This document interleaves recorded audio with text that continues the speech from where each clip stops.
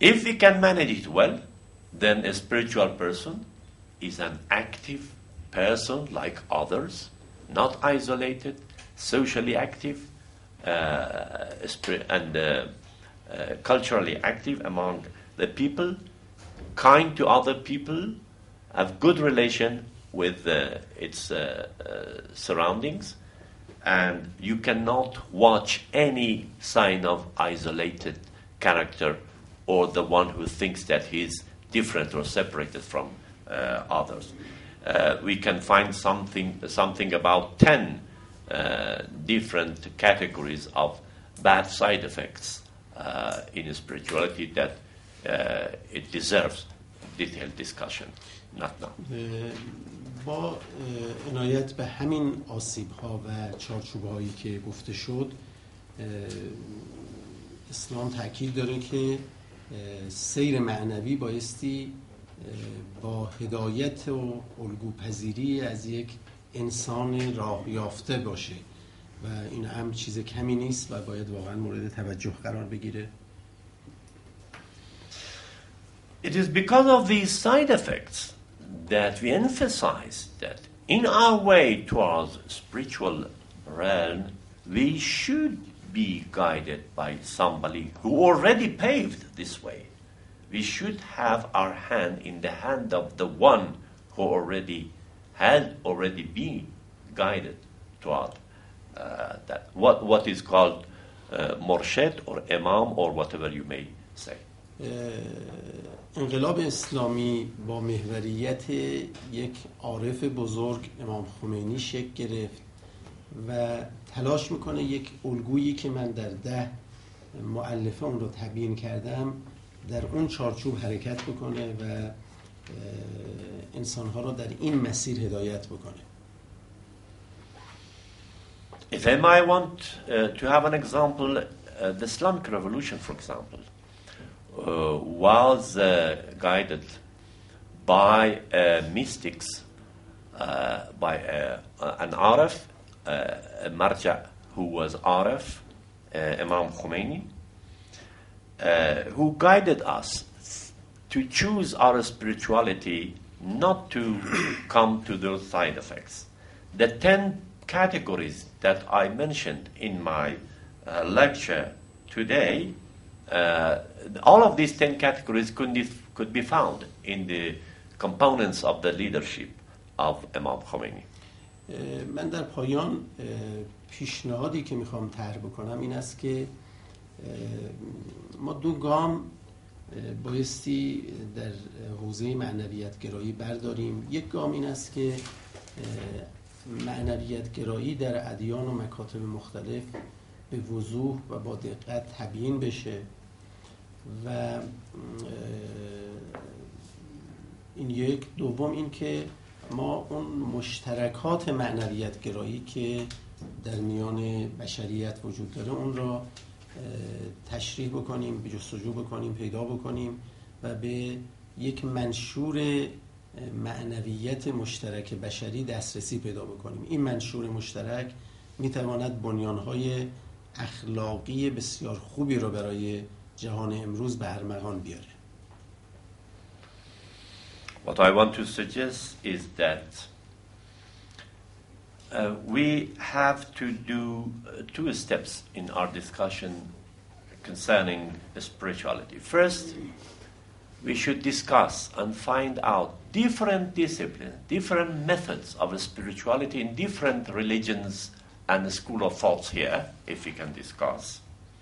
After that, we find and categorize the common points between the spiritual exercise, spiritual treatment in all of these different religions and school of thought. If we know that, then we can drive out a charter or a universal declaration of a spirituality which can contain all of these common points within different spiritual disciplines in different religions.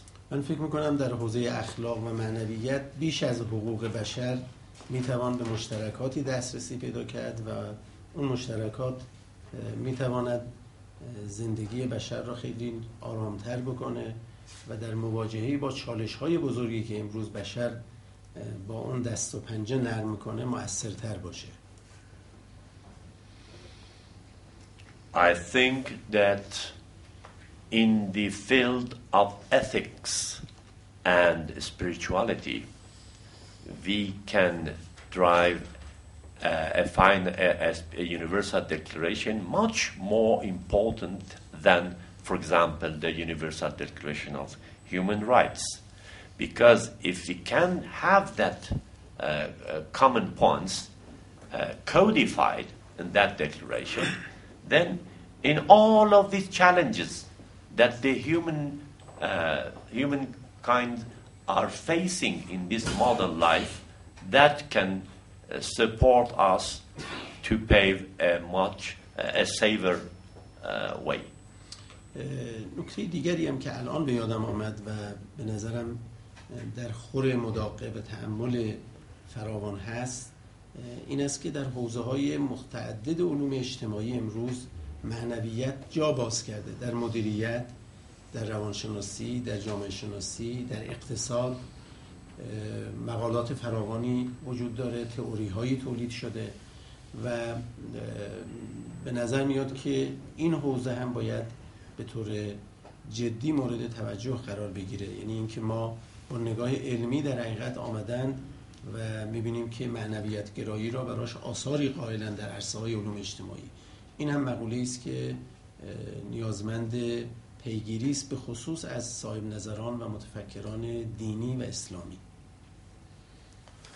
Another point that recently came to my mind is that nowadays the question of the issue of spirituality has been entered officially in the academic disciplines like management, sociology, anthropology, and psychology.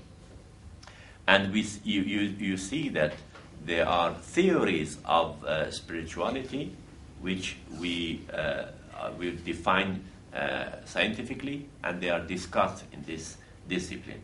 Therefore, from this point of view also, it deserves some kind of attention. امیدوارم این دوره گام مؤثری در پیشبرد تحقیقات در حوزه معنویت باشه و آثار عملی هم داشته باشه و در جهت تحقق و یافتن اون منشور هم مؤثر باشه. دیگه وقت شما من همین میتونم باشه. I wish you the best in this course, and I hope that this course will be an effective step in studying different disciplines in spirituality, and perhaps some preliminary gesture for the derivation of that final declaration of spirituality that I already suggested. Ayatullah is telling us that there is about 10-15 minutes if you want to intervene somehow in the core of the discussion. خیلی ممنون هستیم از شما که تشکر خاص داریم و لطف کردید و از همینطور برای منم این جلسه از جلسات فراموش نشدنیه. I would like to thank everybody, and he is too kind to neglect my wrongness somehow in translation. And Ayatollah said that this gathering and this morning will be an unforgettable one for him. Thank you for your attention. Yes, please.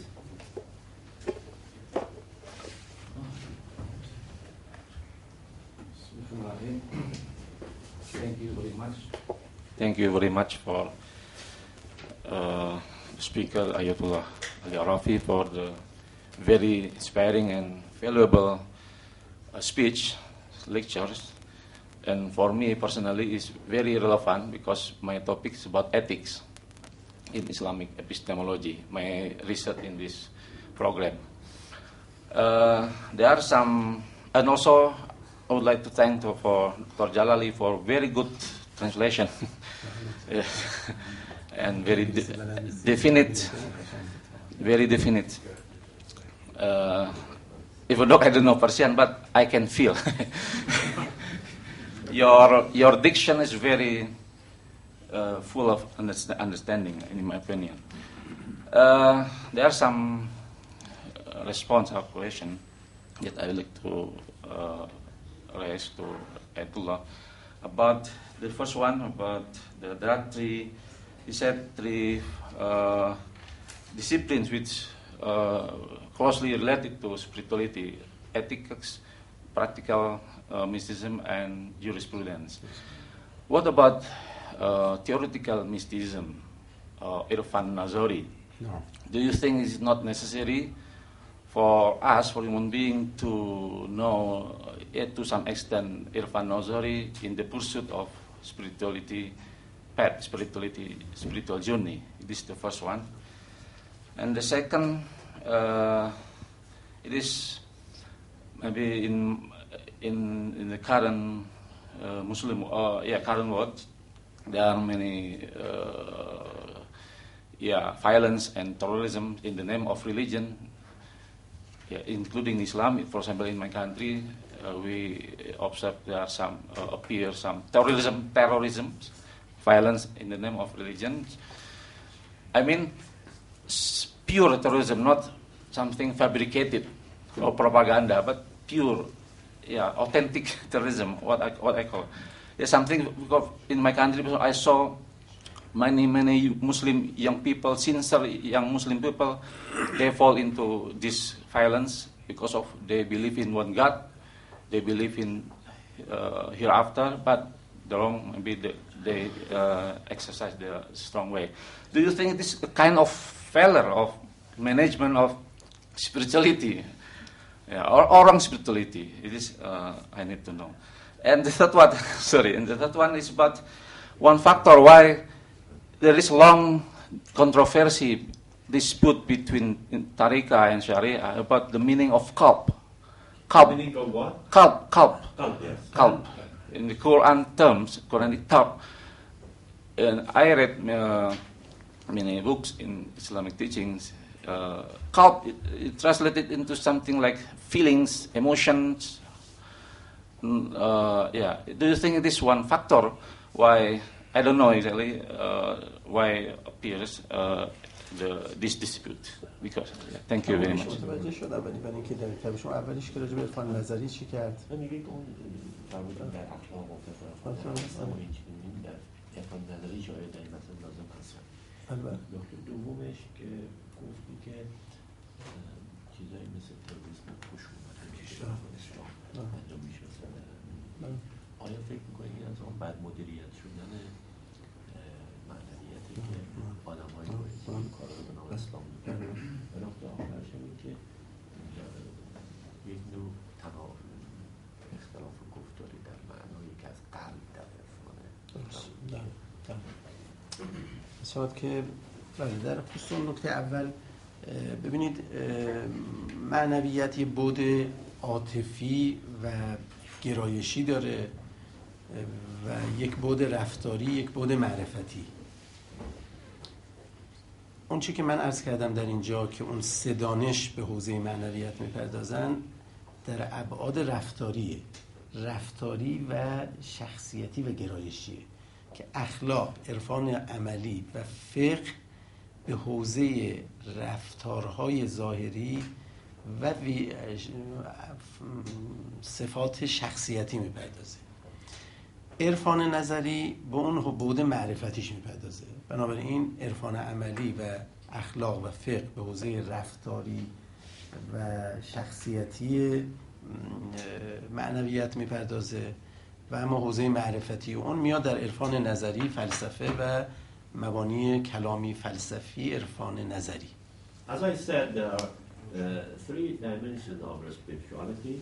First, it's a dimension as our feelings and sensual orientations, and the second one, what is manifested in our behavior, personal or social behavior, and The third one, it is epistemological side of that. When I said that in these three disciplines of ethics and practical mysticism and jurisprudence, we find the elements of spirituality, I was corresponding to the two first sections, mean that are sensual and feeling orientation, and what is manifested in our social actions, social behavior. The third one, what you just said, I mean the epistemological side, that it is something that we should go through philosophy and theoretical mysticism. من برای توضیح بیشتر اندکی توقف میکنم. ببینید ما گزاره هایی که در منابع دینی ماست به 3 نوع تقسیم میشه. به این شکل که گزاره ها یا ابتدا به 2 قسم تقسیم میشه. گزاره های ما توصیفی داریم که عالم و انسان و جهان را توصیف میکنه و گزاره های هنجاری و تجویزی داریم. این 2 نوع گزاره های نوع دوم که هنجاری و تجویزیه، اون هم به 2 بخش تقسیم میشه. گزاره هایی که مربوط به اون حالات درونی آدمی است و گزاره هایی که مربوط به رفتارهای برونی انسانه. این 3 حوزه 3 نوع گزاره است. گزاره های توصیفی، گزاره های هنجاری در ارتباط با عالم درون و گزاره های هنجاری مربوط به رفتارها. هر یک از این بخش‌ها در حوزه یکی از یا چند دانش از دانش‌های اسلامی قرار می‌گیره. اون بخش اول حوزه فلسفه، کلام، عرفان نظری است. بخش دوم عمدتاً حوزه اخلاق و عرفان عملی است. بخش سوم عمدتاً در حوزه فقه قرار می‌گیره.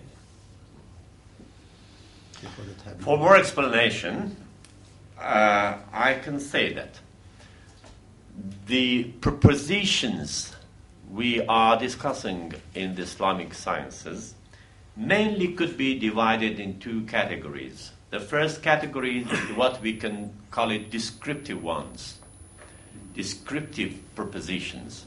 The second category is imperative tajrizi, what is imperatively recommended. The descriptive side of that, and then the imperative category of that. That imperative propositions are divided in 2 by itself.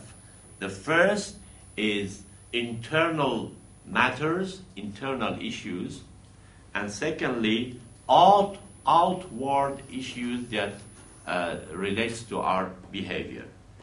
If we divide the second category, I mean the imperative one, in these 2 categories, then altogether we have 3 types, 1, 2, 3. And the descriptive propositions, then imperative propositions related to our internal side of spirit, and thirdly, the outward result of that which is manifested in our behavior. The first category, I mean the descriptive side of that, will be related in our knowledge of philosophy, theology, and theoretical mysticism. So these 3 disciplines goes to the descriptive propositions in the realm of our discussion. For the internal side of the issues that we discuss propositions, we have practical mysticism and ethics. And the third one, which is left, I mean fiqh, the jurisprudence, is related to our outward section of our behavior in life. معنویت در اون ابعاد بنیادی شناختی و بنیادی اون میاد در حوزه فلسفه، کلام، عرفان نظری. در حوزه‌های درونی و شخصیتی میاد در حوزه اخلاق و عرفان عملی، و در نمودها و ظهورهاش هم میاد در حوزه فقه. دقیقاً همین دستگاه در یک مقوله مثل معنویت با اون شکل منظومه‌ای که عرض کردم مصداق پیدا کنه. Therefore, spirituality, in its theoretical and descriptive side, will manifest itself in the philosophy, theology, and theoretical mysticism. In our personality, which culminates to our social behavior, that will manifest itself in the practical mysticism and ethics, and its social manifestation outside of ourselves, that is something governed by fiqh. در خصوص اون موضوع دوم که مطرح کردید، با اون نگاهی که ما در حوزه معنویت گرایی داریم، فکر میکنم که دقیقاً به همون دلیلی است که خود شما اشاره کردید. ما دو پدیده در جهان اسلام باش مواجه هستیم که هر دو زاویه داره با اون معنویت گرایی اصیل اسلامی. یک پدیده تسلیم پذیری، ظلم پذیری و ترس در برابر تجاوزها که در بسیاری از کشورهای جهان شاهد اون هستیم، و یکی هم پدیده این که در مقابله با دشمنان به روش‌های غیر عقلانی که مانند تروریسم کسانی متوسل بشوند. فکر میکنم هر دو سوی قصه دقیقاً انحراف از اون معنویت گرایی اصیل اسلامی است. معنویت گرایی اصیل اسلامی هم به شجاعت و